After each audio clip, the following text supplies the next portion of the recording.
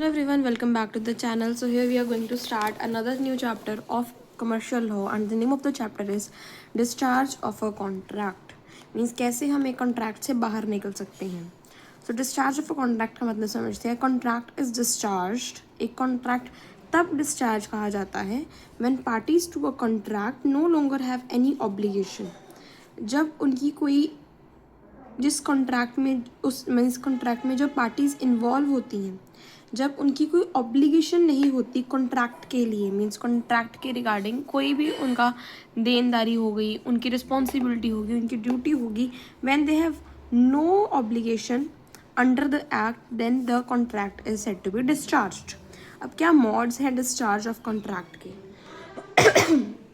So a contract में be discharge in any of one of the following ways. By performance, by mutual agreement or mutual consent, by impossibility of performance, by operation of law, by lapse of time, by breach of contract. Start करते हैं discharge by performance. Means जब perform हो गया वो contract जब काम हो गया हमारा तो अपने आप हम उस कॉन्ट्रैक्ट से बाहर आ गए. काम हो गया अब हम आपस में हमारी कोई ऑब्लिगेशन नहीं है एक दूसरे के लिए. The contract is terminated. Contract तब खत्म हो जाता है when both parties completely perform the exact thing. जब दोनों की दोनों पार्टीज वो सारा काम कर लेती हैं has agreed to do जो उन्होंने आपस में एग्री करा था करने के लिए. If one party only has performed his promise, अगर एक पार्टी मान लो ए और बी के बीच में कॉन्ट्रैक्ट हुआ था और ए ने अपना काम कर दिया he only is discharged. तो सिर्फ ए ही उस कॉन्ट्रैक्ट से डिस्चार्ज हुआ है बी को भी उसका अपना काम करना पड़ेगा and he acquires a right of action against the other who is guilty of breach. और उसके पास ये राइट है कि वो जो उस बंदे ने काम नहीं करा उसके अगेंस्ट वो केस फाइल कर सकता है. So he has a right action against the other who is guilty of breach. उस बंदे ने कॉन्ट्रैक्ट को ब्रीच करा है यानी कॉन्ट्रैक्ट को तोड़ा है उसके अगेंस्ट दूसरे बंदे का राइट है कि वो फाइल कर सकता है उसके against. Next we have so performance में भी. अब देखो जब परफॉर्मेंस के लिए डिस्चार्ज होता है वो कैसे हो सकता है जब एक्चुअल परफॉर्मेंस होती है या फिर जब अटेम्प्टेड परफॉर्मेंस या फिर टेंडर होता है. इसको पढ़ते हैं actual performance. A contract is said to be discharge by actual performance when the parties to the contract perform their promise in accordance with the terms of contract.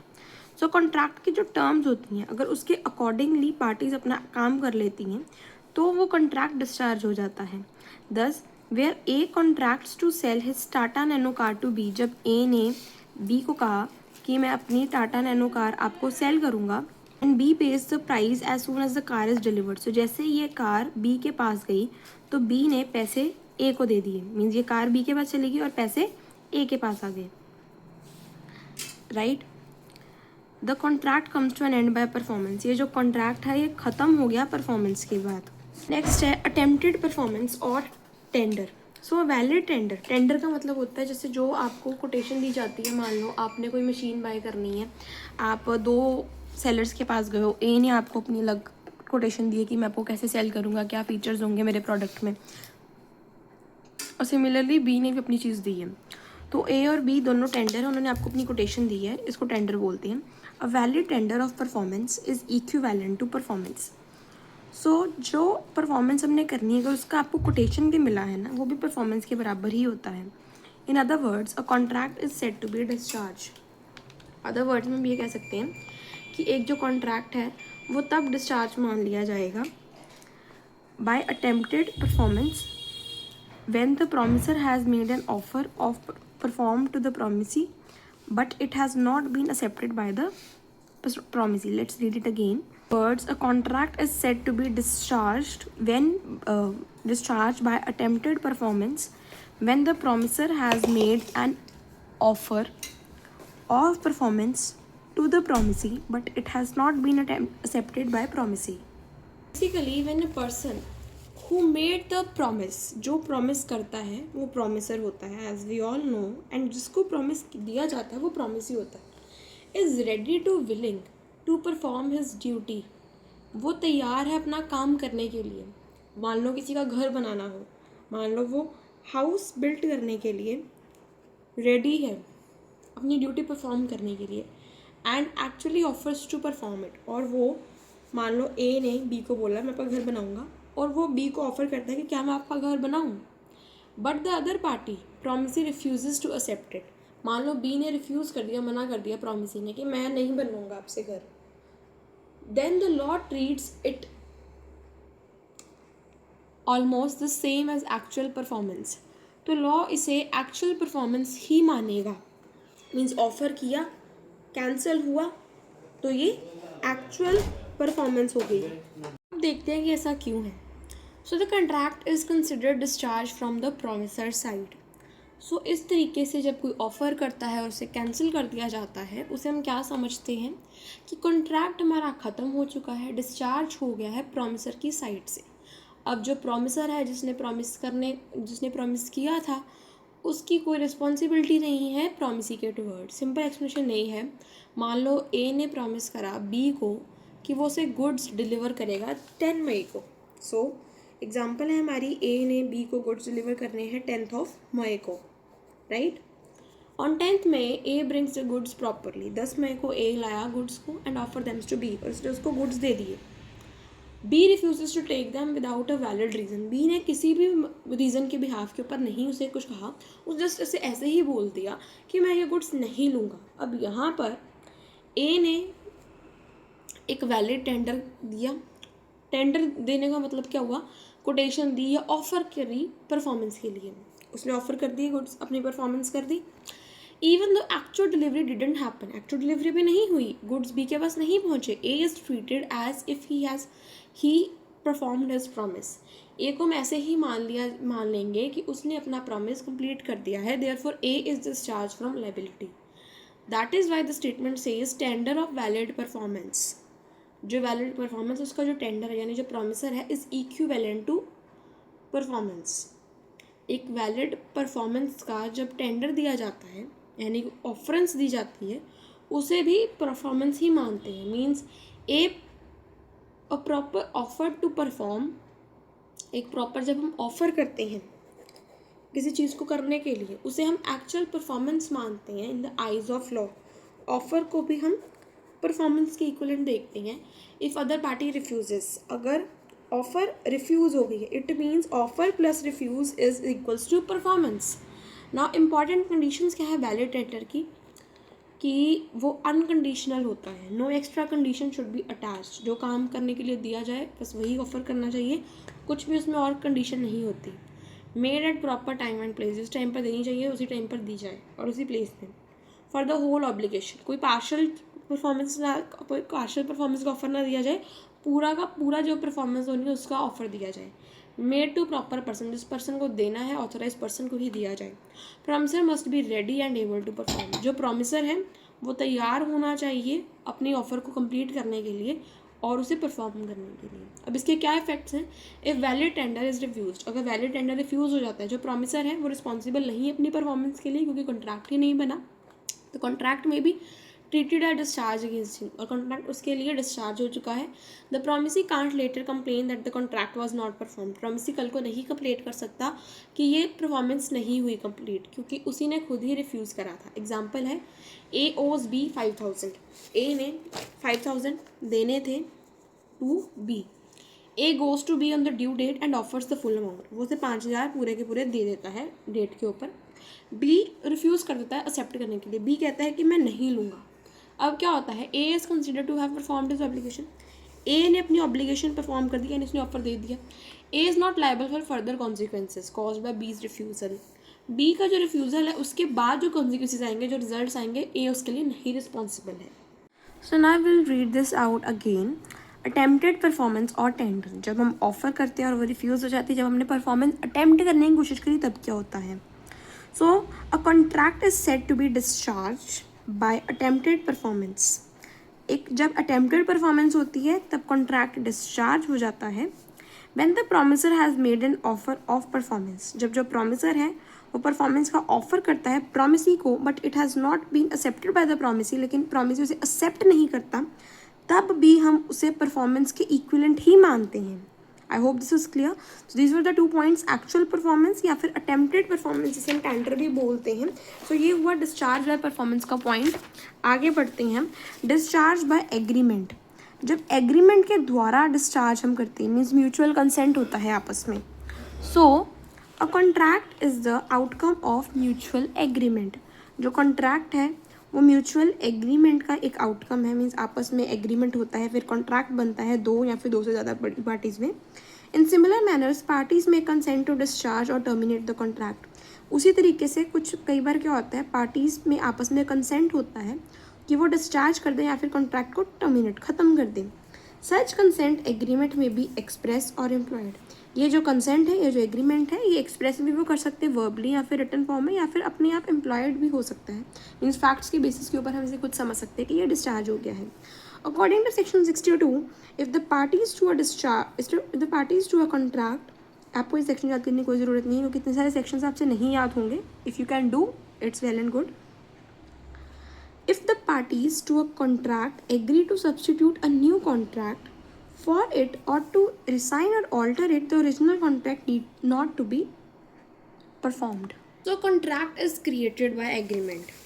जो contract है वो कैसे बनता है, पहले agreement बनता है फिर जाकर contract बनता है. So it can also be ended by agreement of both parties. So इस contract को हम ख़त्म भी कैसे करेंगे, we will cancel it out by a agreement. एक agreement बनेगा जो इसे cancel करेगा. When both parties mutually agree to change or end the contract, मान लो ए और बी के बीच में कॉन्ट्रैक्ट हुआ था और जब दोनों पार्टीज एग्री हो जाती हैं इस कॉन्ट्रैक्ट को चेंज करने के लिए या फिर इसे एंड करने के लिए, the original contract is discharge. तो ये जो कॉन्ट्रैक्ट है ये डिस्चार्ज हो जाएगा. Is that clear? The statement means if parties agree to substitute a new contract, जो हमारे पास कॉन्ट्रैक्ट है उसे किसी नए कॉन्ट्रैक्ट के साथ वो चेंज करना चाहें और टू कैंसल या फिर उसे बदलना चाहें, देन उसे ख़त्म करना चाहें, then the original contract doesn't need to be perform. तो जो ओरिजिनल कॉन्ट्रैक्ट है उसे परफॉर्म करने की कोई ज़रूरत नहीं है, या तो उसे बदल दिया गया है या फिर उसे ख़त्म कर दिया गया है. This type of discharge happens in the following veg. एक होता है novation, substitution of new contract. सबसे पहले हम पढ़ेंगे नोवेशन को. नोवेशन का मतलब है जब जो हमारा नया कॉन्ट्रैक्ट है उसका सब्स्टिट्यूशन हमने किया है. So when the parties replace the old contract with the new contract. मान लो ए और बी में एक कॉन्ट्रैक्ट था, इस कॉन्ट्रैक्ट को इन्होंने एक नए कॉन्ट्रैक्ट के साथ बदल दिया तो वो हो गया सब नोवेशन, क्योंकि हमने सब्स्टिट्यूट करा है उसे हम नोवेशन बोलते हैं. तो न्यू कॉन्ट्रैक्ट में चेंज द टर्म्स, मान लो उसमें हमने टर्म्स चेंज कर दी हैं, वन पार्टी को दूसरी पार्टी से रिप्लेस कर दिया. मैंने पहले लो ए और बी में था, अब ए और सी के बीच में आ गया है. सो नोवेशन के बाद क्या होता है, ये ओल्ड जो कॉन्ट्रैक्ट है बिल्कुल ख़त्म हो जाता है. Only the new contract must be performed, right. मान लो ए ओज बी 10,000, ए ने बी को 10,000 देने थे. Later both agree that instead of money A will give a bike to B. बाद में इन्होंने कहा कि 10,000 रेंट देते हैं हम, ए जो है वो बाइक दे देता है बी को. तो यहाँ पे सब्स्टिट्यूशन हो गया यानी इनोवेशन हो गया. तो ओल्ड कॉन्ट्रैक्ट टू पे मनी इज डिस्चार्ज. पुराना जो कॉन्ट्रैक्ट था पैसे देने का वो ख़त्म हो गया, रिप्लेस्ड बाय न्यू कॉन्ट्रैक्ट, ये हो गया इनोवेशन. नेक्स्ट है रिसिशन, जिसे हम बोलते हैं cancellation. Next we have rescission. When both parties agree to cancel the contract. जब दोनों पार्टीज आपस में कॉन्ट्रैक्ट को कैंसिल करना चाहते हैं कंप्लीटली, उसे हम रिसेशन बोलते हैं. रिसेशन के बाद क्या होता है, neither parties has to perform the contract. उनमें से किसी भी पार्टी को कॉन्ट्रैक्ट परफॉर्म करने की कोई ज़रूरत नहीं होती. एग्जांपल है, ए ने कहा, मान गया कि वो अपनी कार सेल करेगा बी को. Before delivery both agrees to cancel the deal. अब यहाँ पर कभी कार बी के पास गई नहीं थी, उससे पहले ही दोनों पार्टीज ने कह दिया कि हम इस डील को ही कैंसिल कर देते हैं, we can cancel this deal. Now the contracts end by mutual consent. So mutual consent से उन्होंने डिसाइड कर लिया, this is called decision. Next we have alteration. We have alteration. Alteration का मतलब होता है चेंज. यहाँ पे ऑल्ट्रेशन का मतलब है चेंज इन टर्म्स, टर्म्स के बीच में चेंज ला देना. So when parties mutually agree to change some terms of the contract. जब कॉन्ट्रैक्ट के बीच में कुछ टर्म्स को थोड़ा बहुत चेंज करना होता है, उसे हम ऑल्ट्रेशन बोलते हैं। The original contract is discharge, जो ओरिजिनल कॉन्ट्रैक्ट होता है वो ख़त्म हो जाता है और उसे हम रिप्लेस कर देते हैं ऑल्टर्ड कॉन्ट्रैक्ट के साथ। एग्जाम्पल है A agrees to deliver goods on 1 June. A मान गया कि वो 1 जून को गुड्स डिलीवर करेगा। Later both agrees to change the date to 15 June. बाद में दोनों मान गए, ए और बी के बीच में मान लो कॉन्ट्रैक्ट था, दोनों मान गए कि गुड्स हम 15 जून को डिलीवर कर देंगे। The old term of discharge are discharge, जो पुरानी टर्म थी वो डिस्चार्ज होगी यानी ख़त्म होगी और न्यू टर्म्स अप्लाई होगी। मेन इफेक्ट क्या होता है इन डिस्चार्ज बाय म्यूचुअल एग्रीमेंट। जब म्यूचुअल एग्रीमेंट से डिस्चार्ज होता है मीन्स दोनों की सलामती से ख़त्म होता है। Both parties consent to change, दोनों पार्टीज़ का कंसेंट होता है चेंज करना। The old contract comes to end, पुराना कॉन्ट्रैक्ट ख़त्म हो जाता है। The original contract need to be performed any more, जो ओरिजिनल कॉन्ट्रैक्ट होता है यानी जो पुराना कॉन्ट्रैक्ट होता है उसकी कोई ज़रूरत नहीं होती उसे परफॉर्म करने के लिए। So let's read this out again. If the parties to a contract agrees to substitute a new contract for it, मान लो पार्टीज एग्री करती हैं कि वो अपने एग्जिस्टिंग ओरिजिनल कॉन्ट्रैक्ट के लिए एक नया कॉन्ट्रैक्ट सब्सटीट्यूट करेंगी या फिर उसे कैंसिल कर देंगी या फिर उसमें कुछ बदलाव कर देंगी। 3 चीज़ें हैं, सब्सटीट्यूट कर देना मीन्स उसकी जगह एक नया कॉन्ट्रैक्ट बना लेना, या फिर उसको कैंसिल कर देना, या फिर उसमें कुछ चेंजेस कर देना। तो original contract need not to be perform, जो ओरिजिनल कॉन्ट्रैक्ट उसे परफॉर्म करने की कोई ज़रूरत नहीं होती। So section 62 provides 3 different modes of discharging original contract. Original contract को डिस्चार्ज करने की कुछ 3 आपको मेथड्स दिए जाते हैं जो मैंने आपको ऑलरेडी बता दिए, novation, rescission and alteration. Further section 63 provides that every promisee may dispose with or remit, हर एक जो प्रोमिसी है उसे डिस्पेंस करना होता है या फिर रिमिट करना होता है wholly or in part of the performance of the promise made to him or may be extend the time of such performance or may accept instead of satisfaction which he thinks fit. Right, ये जो statement अभी हमने read out करी है इसमें हम discharge of contract का एक नया मॉड देखते हैं। इस सेंटेंस का मतलब है the promise, the promisee means the person to whom the promise is made. मान लो ए ने प्रॉमिस करा कि वो अपनी कार सेल करेगा बी को, तो यहाँ पर बी जो है वो प्रॉमिसी है। Gives up the performance completely और पार्टली,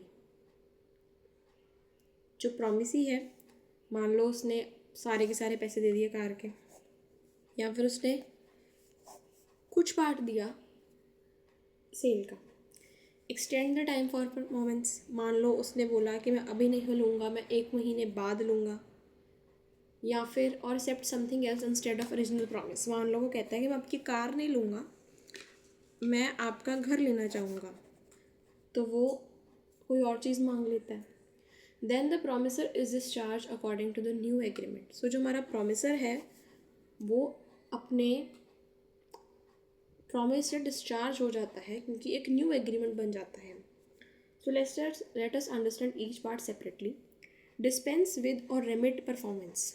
सो इसका मतलब क्या है, the promisee may completely forgive the performance, जितनी परफॉर्मेंस थी उसको सभी को वो माफ़ कर दे या फिर उसका कुछ पार्ट रिड्यूस कर दे। आई होप आपको ये समझ नहीं लगा अभी, हम इसे और डिटेल में पढ़ते हैं। रिमिट मीन्स रिड्यूसिंग और giving a part of obligation. Remit का मतलब होता है थोड़ा कम करना, रिड्यूस करना या फिर ऑब्लिगेशन का कुछ पार्ट छोड़ देना। हमारा यहाँ पे पॉइंट है dispense with or remit performance. यहाँ तो परफॉर्मेंस को थोड़ा कम कर देना या फिर उसको डिस्पेंस कम कर देना।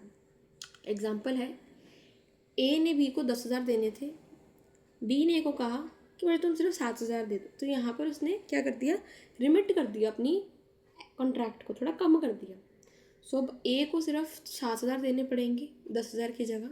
The remaining 3,000 is remitted means forgive कर दिए, माफ़ कर दिए गए। Original contract is discharge to that extent. इस वजह से जो ओरिजिनल कॉन्ट्रैक्ट था 10,000 देने का या फिर लेने का वो ख़त्म हो गया क्योंकि नया आ गया 7,000 वाला। Extend the time for performance. The promisee may give extra time to perform the promise. मान लो एक्स्ट्रा टाइम दे दिया हमारे प्रॉमिसर ने प्रॉमिसी को, सॉरी जो प्रॉमिसी है उसने प्रॉमिसर को एक्स्ट्रा टाइम दे दिया कि आप अभी मत दो, थोड़ी देर बाद में दे देना। एग्जाम्पल है ए ने प्रॉमिस करा था कि वो 1 जून को गुड्स डिलीवर कर देगा, बी कहता है कि आप 15 जून तक डिलीवरी कर देना। तो यहाँ पे ओरिजिनल टाइम जो लिमिट थी वो बदल चुकी है, कॉन्ट्रैक्ट कंटिन्यू कर रहा है लेकिन नई डेट के साथ। नेक्स्ट आता है accept any other satisfaction instead of the performance. जो प्रॉमिसी है वो एक्सेप्ट करे किसी और चीज़ को बजाय जो ओरिजिनल प्रॉमिस में थी। इसको हम बोलते हैं अकॉर्ड एंड सेटिस्फेक्शन। मान लो ए हैड टू पे बी 20,000, ए ने बी को 20,000 देने थे। बी कहता है कि मैं आपसे लैपटॉप एक्सेप्ट कर लूँगा मनी के बजाय, मतलब मेरे को 20,000 मत दो, लैपटॉप दे दो। जब बी ने एक्सेप्ट कर लिया लैपटॉप तो ए डिस्चार्ज हो गया अपने ओरिजिनल प्रॉमिस से कि वो पैसा देने वाला था, उससे वो डिस्चार्ज हो गया, उसे नहीं देने पड़ेंगे। चलिए मेन आइडिया क्या है, the law gives power to the promising. इसमें जो लॉ है ना वो हमारे प्रॉमिसी को एक पावर देता है कि वो प्रॉमिस को वेव कर सकता है, या फिर उसे कम कर सकता है, या फिर टाइम को बदल सकता है, या फिर किसी और चीज़ को सेटिस्फेक्शन के लिए ले सकता है। After that promisor doesn't need to perform the original promise. इन सभी चीज़ों के बाद जो हमारा प्रॉमिसर है उसको ओरिजिनल प्रॉमिस नहीं करना पड़ेगा जो पहले एग्री हुआ था। Let's read this out again. Every promisee may dispense और रिमिट। या तो वो डिस्पेंस कर दे या फिर वो रिमिट कर दे। इसका मतलब है छूट देना, यानी प्रॉमिसी प्रॉमिसर को छूट दे रही है या फिर अपने एग्रीमेंट को थोड़ा कम कर रही है। Wholly or in part of the performance, या तो पूरी तरीके से या फिर परफॉर्मेंस का कुछ part of the promise made to him, जो उसे प्रॉमिस दिया गया है उसके रिगार्डिंग हम बात कर रहे हैं। यानी जो प्रॉमिसर ने जो प्रॉमिसी को प्रॉमिस दिया है। प्रॉमिसी हमारा एक होता है प्रॉमिसर जो प्रॉमिस देता है, जिसको प्रॉमिस दिया जाता है वो होता है प्रॉमिसी। सो यहाँ पर प्रॉमिसी प्रॉमिसर को अपने एग्रीमेंट के कॉन्ट्रैक्ट के रिगार्डिंग कुछ छूट दे सकती है या फिर कुछ कम कर सकती है, या तो पूरी तरीके से या फिर कुछ पार्ट में। और मे एक्सटेंड द टाइम बढ़ा सकती है उस परफॉर्मेंस का, या फिर किसी और चीज़ को एक्सेप्ट कर सकती है instead any satisfaction which he thinks fit, जो उसके अकॉर्डिंग उसके लिए सूटेबल होगी। So it means section 63 provides for 2 new modes of discharge original contract. जो सेक्शन 63 है इंडियन कॉन्ट्रैक्ट एक्ट 1872 का, वो हमें ओरिजिनल कॉन्ट्रैक्ट को डिस्चार्ज करने के कुछ मेथड्स देता है। एक होता है रिमिशन, एक होता है वेवर। रिमिशन और वेवर को हम पढ़ेंगे। Now we will discuss these modes. हम इन मोड्स को पढ़ेंगे। So let's get started by novation. Novation means substitution of a new contract in place of old existing one. इससे पहले आपको रिमिशन और वेवर का मतलब बताना ज़रूरी है। रिमिशन का मतलब होता है जब हम किसी के काम को थोड़ा कम कर दें। वेवर का मतलब होता है जब बिल्कुल ही ख़त्म कर दें, कि उन्हें मना ही कर दें, उनको बिल्कुल छूट ही दे दें हम। तो बात करते हैं नोवेशन की। Novation means substitution of a new contract. किसी भी ओरिजिनल कॉन्ट्रैक्ट का नए कॉन्ट्रैक्ट के साथ सब्सटीट्यूशन कर देना। द न्यू कॉन्ट्रैक्ट में भी either between the same parties, या तो वो सेम पार्टीज़ के बीच में भी हो सकता है या फिर डिफरेंट पार्टीज़ के बीच में। मान लो पहले ए और बी के बीच में था, अब ए और सी के बीच में हो गया new contract. The consideration for new contract is the discharge of the original contract. तो जो नए कॉन्ट्रैक्ट में कंसिडरेशन होती है उससे ओरिजिनल कॉन्ट्रैक्ट ख़त्म हो जाता है। नोवेशन में टेक ईदर ऑफ 2 फॉर्म्स। एक होता है contract with new terms between same parties. Same parties यानी ए और बी में टर्म्स ही हमने बदल दी। एक होता है substitution of new party for an old one, the term of contract remaining same. Terms हमारी सेम है लेकिन पार्टीज हमने बदल ली हैं। सो इन्हें रीड आउट करते हैं। A contract with new terms between same parties. Example है ए ओज बी 20,000। ए ने बी को 20,000 देने थे। A enters into agreement with B and gives mister B a mortgage of his property for 15,000। अब ए जो है वो मिस्टर बी के साथ एक एग्रीमेंट में आया और उसने मिस्टर बी को क्या दे दिया, अपनी प्रॉपर्टी दे दी 15,000 की। मीन्स ऐसे उसने 20,000 देने थे लेकिन उसने यहाँ पर उसे 15,000 की अपनी प्रॉपर्टी दे दी, गिरवी रख दी अब 20,000 की जगह। This is a new contract which extinguishes the old one. इससे पुराना जो कॉन्ट्रैक्ट था वो ख़त्म हो गया क्योंकि हमने टर्म्स बदल ली। Means same parties but the terms are different. Next substitution of new party for an old one, the term of contract remaining the same. Example है मिस्टर ए, हमारा एग्जाम्पल क्लियर हो गया। Mister A is indebted to mister B, mister A जो है वो mister B के साथ debt में है, and mister B to mister C, जो मिस्टर बी है वो मिस्टर सी के साथ डेट में है। मीन्स ए का रिश्ता बी के साथ है और बी का रिश्ता सी के साथ है। बाय म्यूचुअल एग्रीमेंट, एक एग्रीमेंट हुआ, mister B's debt to mister C, mister B का जो डेट था सी के पास, मीन्स सी ने पैसे देने थे मिस्टर बी को, and mister A's debt to mister B, जो मिस्टर ए का डेट था मिस्टर बी को, मीन्स मिस्टर ए ने मिस्टर बी को जो पैसे देने थे वो कैंसिल हो गए। कैसे? That mister C accepts mister A, mister C ने मिस्टर ए का पैसा एक्सेप्ट कर लिया एज हिज डेटर। सिंपली यहाँ पे क्या हुआ, क्या है कि मिस्टर ए ने मिस्टर बी को पैसे देने थे और मिस्टर बी ने मिस्टर सी को पैसे देने थे। यहाँ पर बी ने सी को नहीं देने थे, सॉरी सी ने बी को नहीं देने थे, बी ने सी को देने थे। मीन्स ए ने बी को, A has to pay B and B has to pay C. अब सी कहता है कि मैं ए से पैसे ले लूँगा क्योंकि ए ने भी तो बी को ही देना है और बी ने मेरे को देने हैं। सो यहाँ पर क्या हुआ, टर्म्स वही रही, जितना पैसा देना था उतना ही देना है, लेकिन पार्टीज बदल गई। मीन्स पहले क्या था, ए ने बी को देना, बी ने सी को देना, अब क्या हुआ, ए ने सी को देना है, राइट।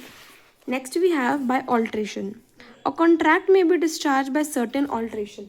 जो एक हमारा कॉन्ट्रैक्ट होता है वो हम ख़त्म कर सकते हैं कुछ ऑल्ट्रेशंस के through in the terms of contract. अब वो कैसे हैं उन्हें रीड आउट करते हैं। Instead of the hold contract, पूरा कॉन्ट्रैक्ट ख़त्म करने के बजाय कुछ ऑल्ट्रेशंस कर लेते हैं। Thus a new contract will come in force and the old one comes to an end. तो एक नया कॉन्ट्रैक्ट आ जाएगा क्योंकि हमने कुछ उसमें चेंजेस करे हैं, जो पुराना वाला है वो ख़त्म हो जाएगा। एग्जाम्पल रीड आउट करते हैं। Mister A agreed with mister B to supply 100 TV sets. Mister A ने मिस्टर बी को 100 टीवी सेट्स देने हैं एक सर्टेन प्राइस के जनवरी के एंड में, means at the end of January.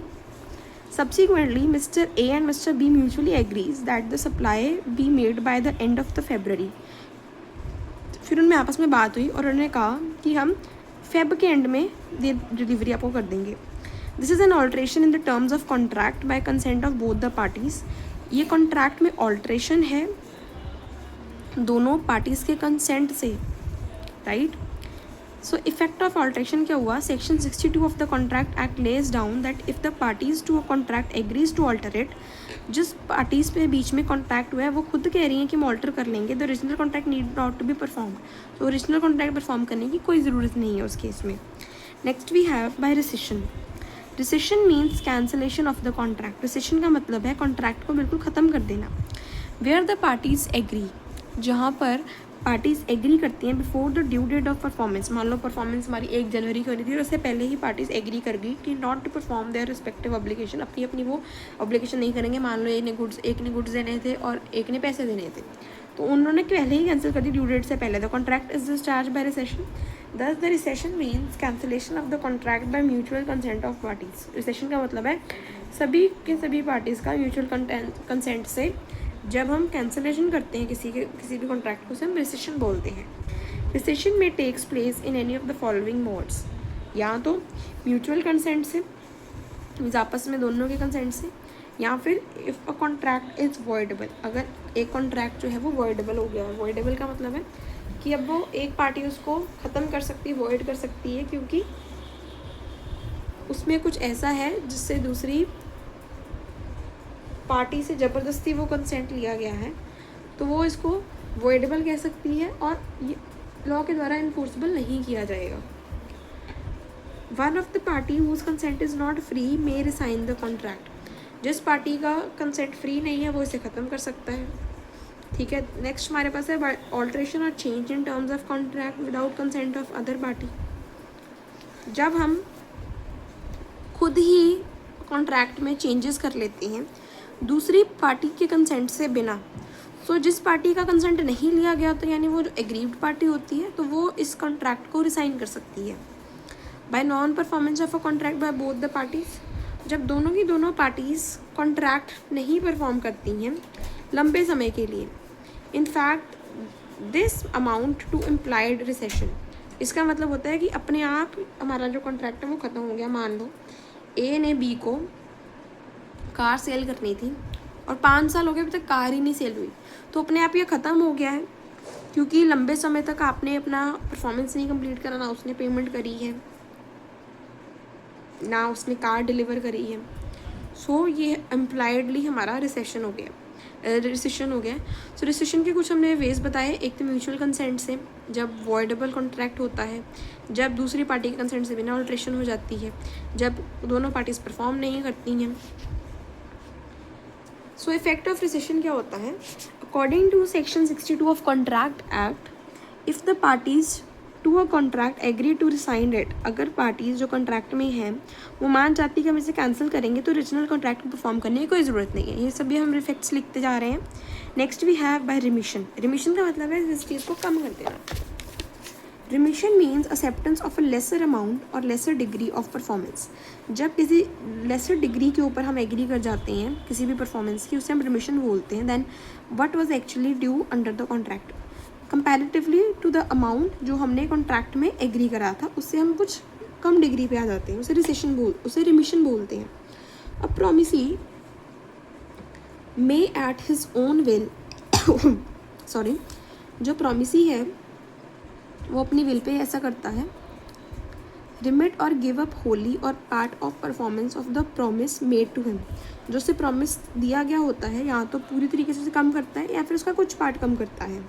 A promise of remission of a contract need not be supported by any consideration. मान लो A ने B को 10,000 देने थे, B कहता है कि आप मेरे को 7,000 दे दो। अब यहाँ पर वो रिमिशन कर रहा है यानी वो कम कर रहा है, लेकिन वो किसी भी कंसिड्रेशन के लिए नहीं कर रहा है। ये नहीं कि उसको 3,000 नहीं मिलेंगे तो उसके बजाय उसे कुछ और मिल जाएगा A से, नहीं। However, in English law, such promise of remission should be supported by consideration. लेकिन इंग्लिश लॉ कहता है कि ऐसी रिमिशंस को कंसिड्रेशन देनी चाहिए। एग्जाम्पल है, मिस्टर ए ओज मिस्टर बी 5,000। ए ने बी को 5,000 देने थे। Mister B accepts in satisfaction of whole debt 2,000। उसने कहा 2,000 दे दो, the whole debt is discharge. तो सारा डेट जो है ख़त्म हो गया 2,000 देने के बाद। X owes 3 debts of 10,000, 50,000, 70,000 to Y। उसने Y को 10,000, 50,000, 70,000 देने थे, तो टोटल उसके पास कितना हो गया? 1,30,000। Y of his own will remits X 10,000। Y ने अपनी मर्जी से उसका ये 10,000 वाला जो लोन है इसको ख़त्म कर दिया। Here the first debt of 10,000 is discharged by the whole remission। So जो 10,000 वाला ये प्रॉपर्ली ख़त्म हो गया डेट रिमिशन के द्वारा, उसने कम कर दिया उसका डेट। ये भी एग्जांपल क्लियर होगी। Next we have by waiver. Waiver means the abandonment of right under a law. Waiver का मतलब है कॉन्ट्रैक्ट के अंडर जो राइट है उसको अबंडन कर देना। तो वेवर का मतलब है abandonment of right under a contract. Abandonment का मतलब है गिविंग अप। सिंपल वर्ड्स में, when a person who has a legal right under a contract, contract के बीच में जब एक पर्सन के पास लीगल राइट है, voluntarily decides not to use और इन्फोर्स दैट राइट। जब उसके पास हक होता है और वो अपनी मर्ज़ी से कह देता है कि मुझे अपने हक को यूज़ करने की कोई आवश्यकता नहीं है, उसे हम वेवर बोलते हैं। सो वेवर का मतलब है intentional surrender of a contractual right. जब कोई कॉन्ट्रैक्चुअल हमारे पास राइट होता है, मीन्स कॉन्ट्रैक्ट के बीच में जो राइट होता है उसको हम छोड़ देते हैं, व्हेन वी सरेंडर इट, उसे हम वेवर बोलते हैं। So in a contract each party get certain right. हर पार्टी में, हर कॉन्ट्रैक्ट्स में हर एक पार्टी का अपना अपना राइट होता है। अगर एक पार्टी कहती है I do not want to use this right, या फिर वो कहती है you don't need to perform this obligation, then the right is waived, उसके हक को हम कह देते हैं कि उसने वेव कर दिया है। तो वेवर के बाद क्या होता है, the other party is release from that obligation, दूसरी पार्टी उस ऑब्लिगेशन से छूट जाती है। एग्जाम्पल है, A contracts with B, A B के साथ कॉन्ट्रैक्ट करता है that B will deliver 100 bags of rice, कि बी उसे राइस के 100 बैग्स देगा। लेटर ए कहता है you do not need to deliver the rice, वो कहता है कि राइस तुम्हें डिलीवर करने की कोई ज़रूरत नहीं है। यहाँ पर ए ने अबंडन कर दिया अपने हक को राइस रिसीव करने वाली बात के लिए। तो यहाँ पर इसे हम वेवर बोलते हैं। The contract is discharge to that extent, contract खत्म हो गया उस एक्सटेंट से। इंपॉर्टेंट पॉइंट क्या है, वेवर में भी एक्सप्रेस या फिर एम्प्लॉयड, या तो क्लियरली हम वर्ड्स में स्टेट करें उसे हम एक्सप्रेस बोलते हैं, या फिर जब एम्प्लॉयड होता है अंडरस्टूड फ्रॉम कंडक्ट और बिहेवियर, किसी के बिहेवियर से पता चलता है कि वो हमसे ये काम चाहते नहीं है, उसे हम एम्प्लॉयड बोल देंगे। सो एग्जाम में आप ऐसा डेफिनेशन ले सकते हो, waiver is the voluntary abandonment or surrender of a legal right under a contract by the party entitled to it, जिस पार्टी का जो राइट था जब अपने राइट को वो सरेंडर कर देता है अपनी मर्जी से वॉलेंट्रली, उसे हम वेवर बोल देते हैं। So when a party the promisee, जिसे प्रॉमिस किया गया होता है, waves his right under a contract, अपने वो राइट को जब सरेंडर या फिर अबंडन कर देती है उसे वेवर बोलते हैं। The other party is released, तो दूसरी जो पार्टी होती है अपनी ऑब्लिगेशन से, अपनी देनदारी से या फिर अपनी रिस्पॉन्सिबिलिटी से वो छूट जाती है, उन्हें छूट मिल जाती है। Section 63 provides that every promisee may dispense with the performance of the promise.